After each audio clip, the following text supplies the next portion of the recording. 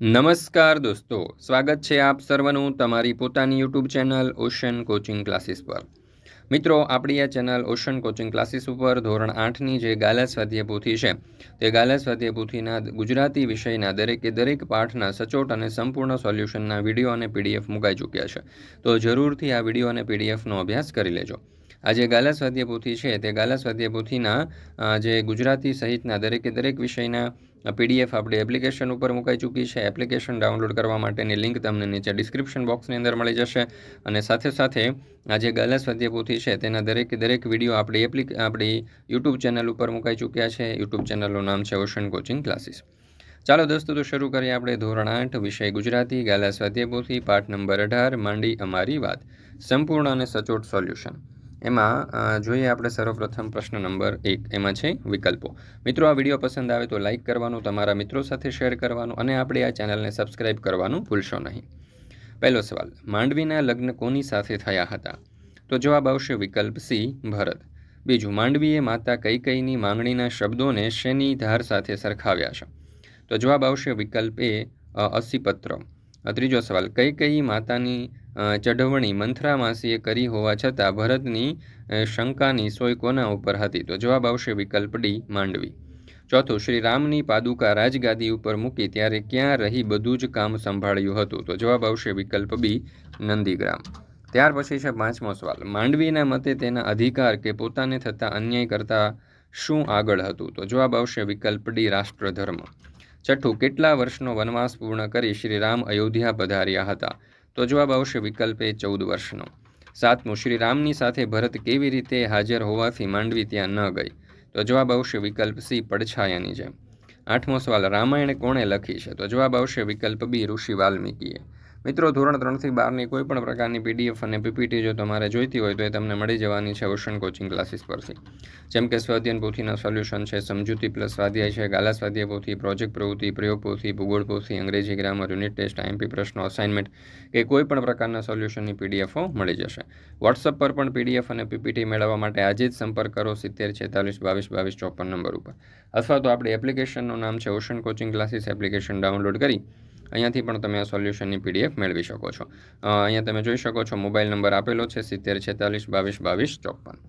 ત્યાર પછી છે પ્રશ્ન નંબર 2, કાઉન્સમાંથી યોગ્ય શબ્દ પસંદ કરી ખાલી જગ્યા પૂરો। એમાં પહેલું, માંડવીએ રઘુવંશના યશસ્વી રાજા ખાલી જગ્યાની પુત્રવધુ હતી? તો જવાબ આવશે દશરથ। બીજું, માંડવીની બહેનોના નામ સીતા, ઉર્મિલા અને ખાલી જગ્યા હતા? તો જવાબ આવશે શ્રુતકીર્તિ। ત્રીજું, અનેક લોકો ખાલી જગ્યા ઉપર શ્રી રામને વનવાસથી પરત ફરવામાં મનાવા ગયા? તો જવાબ આવશે ચિત્રકૂટ। ચોથું, શ્રી રામનો જન્મ જ લોકોને ખાલી જગ્યા વૃત્તિથી બચાવવા થયો હતો? તો જવાબ આવશે આસુરી। પાંચમું, રામ અને સીતાના દર્શનને તીવ્ર ઝંખના હોવા છતાં માંડવીનું ખાલી જગ્યા તેને રોકતું હતું? તો જવાબ આવશે આત્મગૌરવ। છઠ્ઠું, માંડવી ખાલી જગ્યાની સફાઈ કરતી હતી ત્યારે ભરતે તેને નામથી બોલાવી? તો જવાબ આવશે નંદીગ્રામ। સાતમું, શ્રી રામના માંડવીના દુબળા શરીર વિશેના પ્રશ્નો સાંભળી ભરત માથું નમાવી ખાલી જગ્યા ઊભા હતા? તો જવાબ આવશે નિશબ્દ। આઠમું, ખાલી જગ્યા રાજ્યની જવાબદારીમાં ભરત ઘરની સંભાળ રાખી શક્યા નથી? તો જવાબ આવશે પાદુકા। મિત્રો, ધોરણ 6 થી 8ની જે પોટેટો બેચ છે તે આપણે લોન્ચ કરી દીધી છે, જેમાં ગણિત, વિજ્ઞાન, અંગ્રેજી અને સામાજિક વિજ્ઞાન જેવા જે જેવા જે અઘરા વિષયો છે તેના મોસ્ટ આઈએમપી પ્રશ્નો અને એકદમ આકર્ષક રીતે જે સરળ સમજૂતી છે તેના રેકોર્ડેડ લેક્ચર તમને આ પોટેટો બેચની અંદર મળી જવાના છે। લાઈવ ડાઉટ સેશન પણ ઉપલબ્ધ છે, પીડીએફના સોલ્યુશન પણ એટલે કે પીડીએફ પણ મળી જશે, એમસીક્યુ ટેસ્ટ પણ ઉપલબ્ધ છે, પ્રથમ સત્રાંત અને દ્વિતીય સત્રાંત પરીક્ષાના પેપરની તૈયારીઓ પણ અહીંયા તમે કરી શકશો। વોટ્સઅપ સપોર્ટ પણ તમને મળી જવાનો છે। વેલિડિટી તો કે ચાલુ શૈક્ષણિક વર્ષ પૂર્ણ થાય ત્યાં સુધી, એટલે કે આખા 1 વર્ષની વેલિડિટી રહેશે। માત્ર 499 રૂપિયા તેની પ્રાઇસ છે પર સબ્જેક્ટની। મોબાઈલ નંબર છે 70 46 22 22 54। એપ્લિકેશન ડાઉનલોડ કરવા માટેની લિંક તમને આ વિડીયોના ડિસ્ક્રિપ્શન બોક્સની અંદર મળી જશે। ત્યાર પછી છે પ્રશ્ન નંબર 3, નીચેના વાક્ય ખરા છે કે ખોટા તે જણાવો।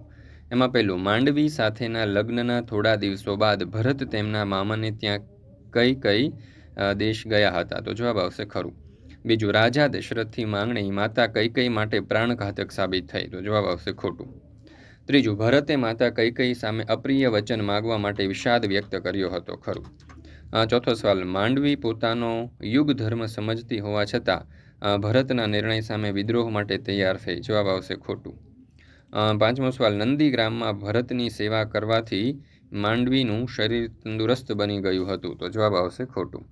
ત્યાર પછી છે છઠ્ઠો સવાલ, વનવાસ પૂર્ણ કરી શ્રી રામ પોતાની માતાઓ અને ગુરુજનોને સામેથી મળવા ગયા. તો જવાબ આવશે ખરું. સાતમું, માંડવીનું રામને મળવા ન જવું એ રામની નજરમાં આવી ગયું. તો જવાબ આવશે ખરું. આઠમું, માંડવીની પ્રાર્થના સરસ્વતી માતાએ ન સ્વીકારી. તો જવાબ આવશે ખોટું. ત્યાર પછી છે પ્રશ્ન નંબર 4. નીચેના પ્રશ્નોના ઉત્તર એક એક વાક્યમાં લખો. પહેલો સવાલ, કોની આજ્ઞાથી માંડવીના લગ્ન ભરત સાથે થયા હતા? તો જનક રાજાની આજ્ઞાથી માંડવીના લગ્ન ભરત સાથે થયા હતા.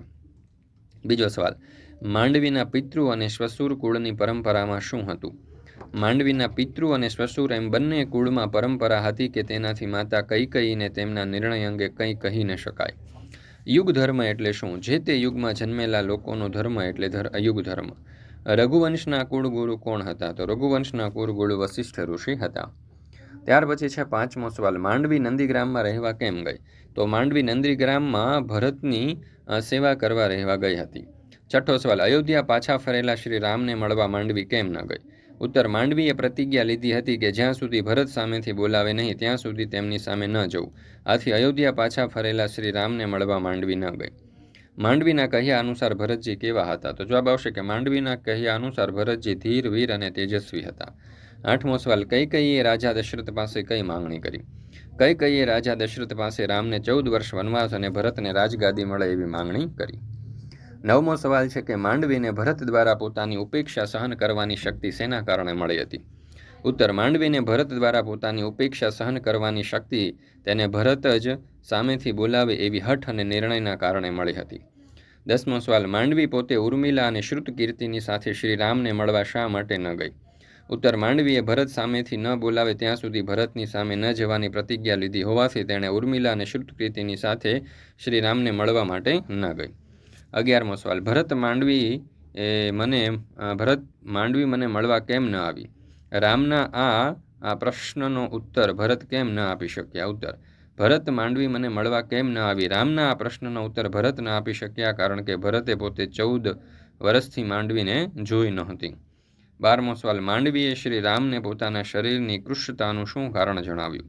માંડવીએ શ્રી રામને જણાવ્યું કે તમારા વનવાસના કારણે અમે સૌ દુઃખી હતા, જે મારા શરીરની કૃશતાનું કારણ છે. ત્યાર પછી જે પ્રશ્ન નંબર 5, નીચેના પ્રશ્નોના ઉત્તર 2-3 વાક્યમાં લખો.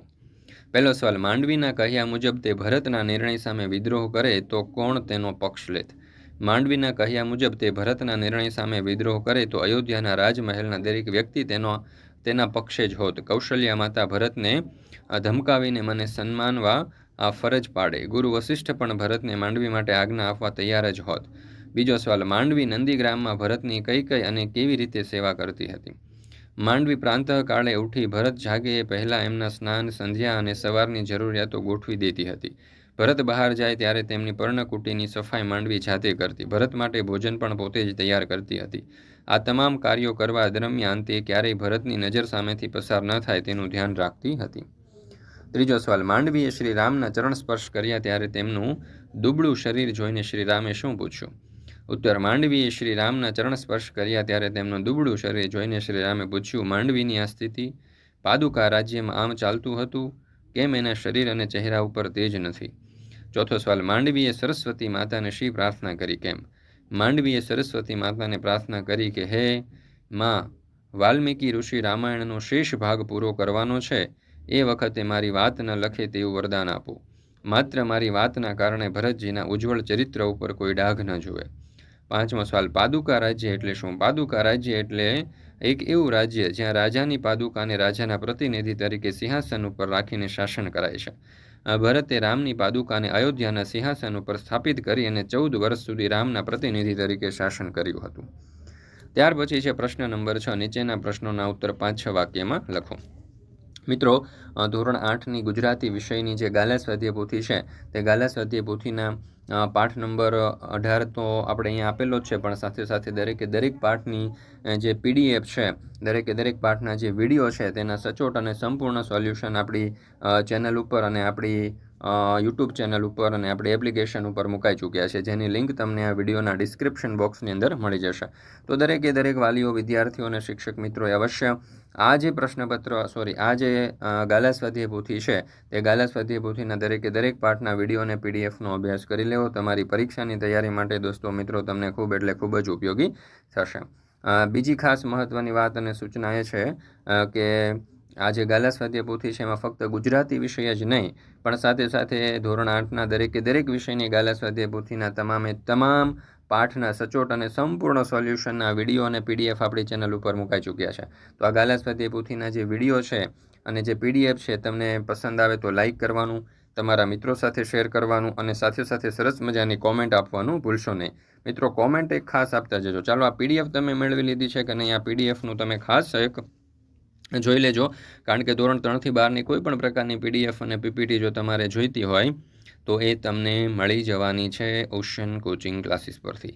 પછી સ્વાધ્યાય પોથીના સોલ્યુશન હોય, સમજૂતી હોય, સ્વાધ્યાય હોય, ગાલા સ્વાધ્યાય પોથી હોય, પ્રોજેક્ટ પ્રવૃત્તિ બુક હોય, પ્રયોગ પોથી હોય, ભૂગોળ પોથી હોય, અંગ્રેજી ગ્રામર હોય, યુનિટ ટેસ્ટ હોય, આઈએમપી પ્રશ્નો હોય, અસાઇનમેન્ટ હોય કે કોઈ પણ પ્રકારના સોલ્યુશનની પીડીએફ અહીંયાથી તમે મેળવી શકો છો. વોટ્સઅપ પર પણ પીડીએફ અને પીપીટી મેળવવા માટે આજે જ સંપર્ક કરો 70 46 22 22 54 નંબર ઉપર. એપ્લિકેશન પર પણ તમને પીડીએફ મળી જવાની છે. એપ્લિકેશન પર જો તમારે પીડીએફ જોઈતી હોય તો એપ્લિકેશન પર પીડીએફ મેળવવા માટેનો નંબર છે 70 46 22 22 54. તો મિત્રો, આજે જ સંપર્ક કરી લેજો અને આ જે સોલ્યુશન છે તેની પીડીએફ મેળવી લેજો. ચાલો, ત્યાર પછી બીજું છે વિકર્ણ. ચાલો, અહીંયા પહેલાં આપણને જે ગાલા સ્વાધ્યાય પોથીમાં પાઠ નંબર 18ની અંદર આ જે બીજો ભાગ છે વિકર્ણ, તે આપણે જોઈએ. એમાં પણ સર્વપ્રથમ આપણને વિકલ્પો આપેલા છે. એમાં પહેલો સવાલ, કૌરવોમાંથી કોણે સત્ય માટે અવાજ ઉઠાવીને પોતાનું કર્તવ્ય નિભાવ્યું હતું? તો જવાબ આવશે વિકલ્પ એ, વિકર્ણે. બીજું, ધર્મરાજના ધર્મ અને નીતિ થકી મેળવેલા રાજ્યને પડાવી લેવા દુર્યોધને શેનો આશ્રય લીધો હતો? તો જવાબ આવશે વિકલ્પ સી, ધૂતનો. ત્રીજું, મામા શકુનીએ ધર્મરાજ હારી જતા તેમને કોના દાસ ગણાવ્યા? તો જવાબ આવશે વિકલ્પ ડી, દુર્યોધનના. ચોથો સવાલ, વિકર્ણે મામા શકુનીને કેવા જુગારી કહ્યા છે? તો જવાબ આવશે વિકલ્પ બી, અઠંગ. પાંચમો સવાલ, કુરુ સભામાં કોની કૃપાને લીધે કૃષ્ણાદેવીનું રક્ષણ થાય છે? તો જવાબ આવશે વિકલ્પ ડી, શ્રી કૃષ્ણ. છઠ્ઠો સવાલ, પુત્ર દુર્યોધનની ધૂતમાં થયેલી જીત છતાં શું ધૃતરાષ્ટ્રને કંપાવી રહ્યું હતું? તો જવાબ આવશે વિકલ્પ એ, પાંડવોએ લીધેલી પ્રતિજ્ઞાઓ. સાતમો સવાલ, ધૃતરાષ્ટ્ર કૃષ્ણાદેવીને કેટલા વરદાન માંગવાનું કહે છે? તો જવાબ આવશે વિકલ્પ બી, 2. મામા શકુની ફરીથી ધૃતનું આયોજન કરી કપટથી પાંડવોને કઈ સજા કરાવે છે? તો જવાબ આવશે વિકલ્પ સી, વનવાસની. ત્યાર પછી જે પ્રશ્ન નંબર 2, કાઉન્સમાંથી યોગ્ય શબ્દ પસંદ કરી ખાલી જગ્યા પૂરો. પહેલું, હસ્તિનાપુરની રાજસભામાં દુર્યોધન અને યુધિષ્ઠિર ખાલી જગ્યા રમી રહ્યા છે. તો જવાબ આવશે ધૃત. બીજું, દુર્યોધન દુશાસન કર્ણ શકુની ખાલી જગ્યાની જેમ હસી રહ્યા છે. તો જવાબ આવશે અટ્ટહાસ્ય. ત્યાર પછી છે ત્રીજું, વિકર્ણે ભાઈઓને કહ્યું કે આપણા પૂર્વજોને ખાલી જગ્યા લાગી રહ્યું છે. તો જવાબ આવશે લાંચન. ચોથું, દુશાસનની ખાલી જગ્યા હરકતોનું વર્ણન વિકર્ણ કરવાની ના પાડે છે. તો જવાબ આવશે અભદ્ર. પાંચમું, વિકર્ણનું સ્પષ્ટપણે માનવું છે કે કૃષ્ણાદેવીની ખાલી જગ્યા અકબંધ છે. તો જવાબ આવશે સ્વતંત્રતા. છઠ્ઠું, પિતામહ ભીષ્મએ ધર્મના ખાલી જગ્યા છે. તો જવાબ આવશે જ્ઞાતા. સાતમું, ધૃતરાષ્ટ્ર કૃષ્ણાદેવીને ખાલી જગ્યામાંથી મુક્તિ કરે છે. તો જવાબ આવશે દાસત્વ. ત્યાર પછી છે પ્રશ્ન નંબર 3, ખરા ખોટા. એમાં પહેલું, ધૂતમાં શકુની ધર્મરાજને છેતરી રહ્યા હોવા છતાં પિતામહ ભીષ્મ, ગુરુ દ્રોણ અને કુલગુરુ મૌન રહે છે. તો જવાબ આવશે ખરું. બીજું, યુધિષ્ઠિરે પોતાના ચારેય ભાઈઓને દાવમાં મૂક્યા અને તેઓ જીતી ગયા. જવાબ આવશે ખોટું.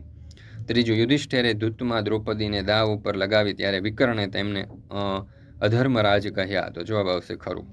ચોથું, દુર્યોધને દુશાસનને દ્રૌપદીને રાજસભામાં લાવવા કહ્યું ત્યારે વિકર્ણે તેનો વિરોધ કર્યો. જવાબ આવશે ખરું.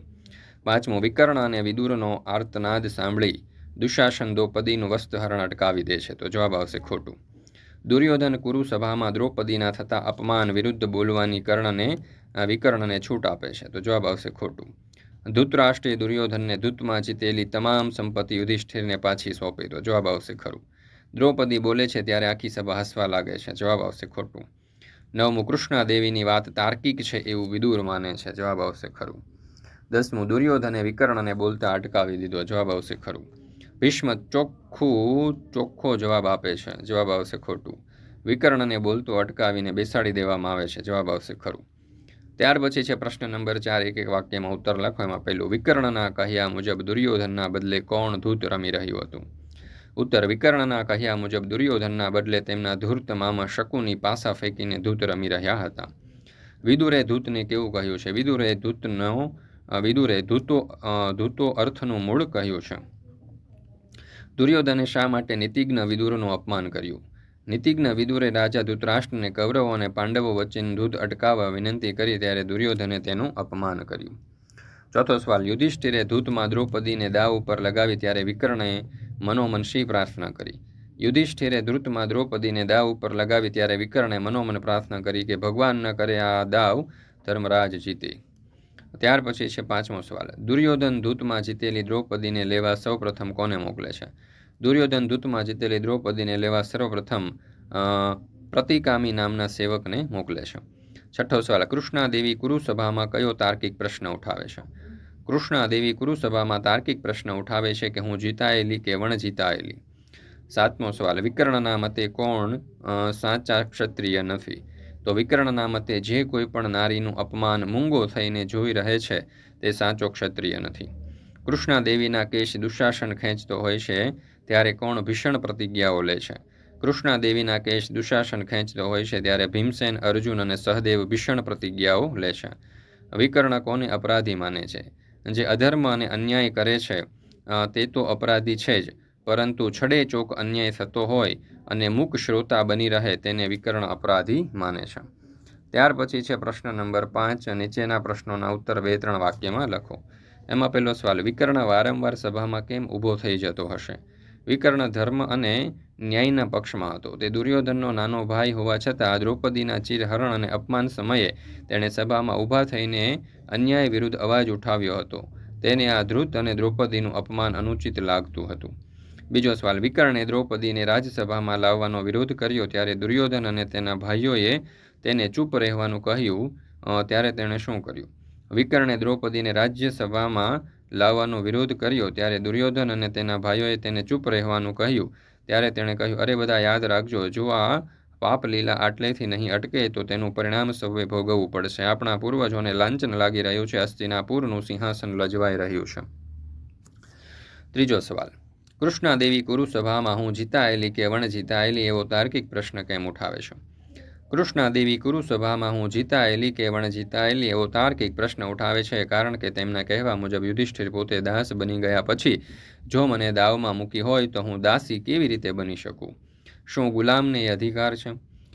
ચોથો સવાલ, કુરુસભામાં દ્રૌપદીના તર્કને સાંભળી વિકર્ણ આવેશમાં આવી શું કહે છે? કુરુસભામાં દ્રૌપદીના તર્કને સાંભળી વિકર્ણ આવેશમાં આવીને કહે છે, સાચું છે, જે સ્વયં દાસ છે એ વળી કેવી રીતે કોઈ અન્યને દાવમાં મૂકી શકે? મારું સ્પષ્ટપણે માનવું છે કે કૃષ્ણાદેવીની સ્વતંત્રતા અકબંધ છે, તેઓ મુક્ત છે. પાંચમો સવાલ, કૃષ્ણાદેવી ધૃતરાષ્ટ્ર પાસે વરદાનમાં શું માંગે છે? કૃષ્ણાદેવી ધૃતરાષ્ટ્ર પાસે પહેલા વરદાનમાં પોતાના પતિને દાસત્વમાંથી મુક્ત કરવાનું માંગે છે, જ્યારે બીજા વરદાનમાં પોતાના પુત્રોને કોઈ દાસના પુત્ર ન કહે એવું માંગે છે. ત્યાર પછી છે છઠ્ઠો સવાલ, વિકર્ણે કયું કર્તવ્ય નિભાવ્યું હતું? વિકર્ણે ન્યાય અને સત્યનું કર્તવ્ય નિભાવ્યું હતું. તેણે પોતાના મોટા ભાઈઓ અને ગુરુજનોની સામે પણ ઊભા થઈને દ્રૌપદીના પક્ષમાં સત્ય બોલ્યો હતો. તેણે જાહેરમાં કહ્યું હતું કે પોતાની જાતને હારી ચૂકેલા ધર્મરાજ દ્વારા દ્રૌપદીને ધૃતમાં દાવ ઉપર લગાવવી અયોગ્ય હતી. વિકર્ણને ધૂત અનર્થનું મૂળ કેમ લાગતું હશે? વિકર્ણને ધૂત અનર્થનું મૂળ એટલા માટે લાગતું હશે કારણ કે તેણે જોયું કે ધૂર્તથી અન્યાય અને અધર્મને પ્રોત્સાહન મળ્યું, સજ્જન લોકોનું અપમાન થયું, કુરુવંશની પ્રતિષ્ઠાને હાનિ પહોંચી. છઠ્ઠો સવાલ, નીચેના પ્રશ્નોના ઉત્તર 4-5 વાક્યમાં લખો. યુધિષ્ઠિરને બધું કેમ દાવમાં લગાવવું પડ્યું? યુધિષ્ઠિરે બધું દાવમાં લગાવવું પડ્યું કારણ કે ક્ષત્રિય હોવાના કારણે ક્ષત્રિય ધર્મ અનુસાર ધૂતનું આમંત્રણ નકારી શકાતા નહોતા. શકુનીની કપટ પાસા અને છળ કપટ ભર્યા ધૂતમાં તેઓ દરેક દાવ હારતા ગયા.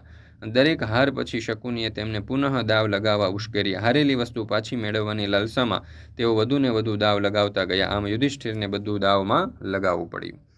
ત્યાર પછી છે પ્રશ્ન નંબર 7. નીચેના પ્રશ્નોના ઉત્તર તમારી નોટબુકમાં લખો. મિત્રો આપણી આ જે ચેનલ છે ઓશન કોચિંગ ક્લાસીસ તેના ઉપર ગાલા સ્વાધ્યાય પોથીના દરેક પાર્ટના વિડીયો અને પીડીએફ મુકાઈ ચૂક્યા છે. આ વિડીયો અને પીડીએફનો અભ્યાસ કરવા માટેની લિંક તમને નીચે ડિસ્ક્રિપ્શન બોક્સની અંદર મળી જશે. તો જરૂરથી તેનો અભ્યાસ કરી લેજો, કારણ કે આ ગાલા સ્વાધ્યાય પોથીના ગુજરાતી વિષયના જે દરેક પાર્ટ છે તેની તમારે પરીક્ષાની તૈયારી માટે પણ ઉપયોગી થશે અને સાથે સાથે આ ગાલા સ્વાધ્યાય પોથીના અભ્યાસ માટે અને લખાણ માટે પણ તમને ખૂબ જ ઉપયોગી થશે. તો દરેક વાલીઓ, વિદ્યાર્થીઓ અને શિક્ષક મિત્રોએ અવશ્ય આજે ગાલા સ્વાધ્યાય પોથી છે એમાં ગુજરાતી વિષય જે છે એના 1થી લઈ અને જે 21 સુધીના પાઠ છે તે દરેક પાઠના વિડીયો અને પીડીએફનો અભ્યાસ કરી લેવો. મિત્રો, આ વિડીયો જે છે ગાલા સ્વાધ્યાય પોથીના ગુજરાતી વિષયના જે વિડીયો છે તમને પસંદ આવ્યા હોય, બરાબર છે, ધોરણ 8 ગુજરાતી વિષયની ગાલા સ્વાધ્યાય પોથીના વિડીયો પસંદ આવ્યા હોય તો લાઇક કરવાનું, તમારા મિત્રો સાથે શેર કરવાનું અને સરસ મજાની કોમેન્ટ આપવાનું ભૂલશો નહીં. ધોરણ 3થી 12ની કોઈ પણ પ્રકારની પીડીએફ અને પીપીટી જો તમારે જોઈતી હોય તો એ તમને મળી જવાની છે ઓશન કોચિંગ ક્લાસીસ પરથી. જેમ કે સ્વાધ્યાયન પોથીના સોલ્યુશન છે, સમજૂતી પ્લસ સ્વાધ્યાય છે, ગાલા સ્વાધ્યાય પોથી છે, પ્રોજેક્ટ પ્રવૃત્તિ છે, પ્રયોગ પોથી, ભૂગોળ પોથી, અંગ્રેજી ગ્રામર, યુનિટ ટેસ્ટ, આઈએમપી પ્રશ્નો, અસાઇનમેન્ટ કે કોઈ પણ પ્રકારના સોલ્યુશનની પીડીએફ અહીંયાથી તમે મેળવી શકશો.